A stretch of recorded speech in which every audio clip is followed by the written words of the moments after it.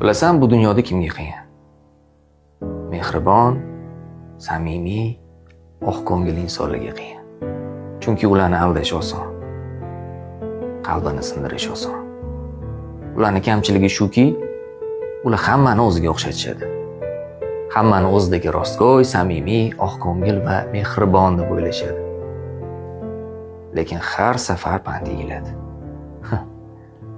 Eng qizig'i shundaki, har safar kimdandir kuyganida yana kechiriladi, imkon beriladi, umid beriladi.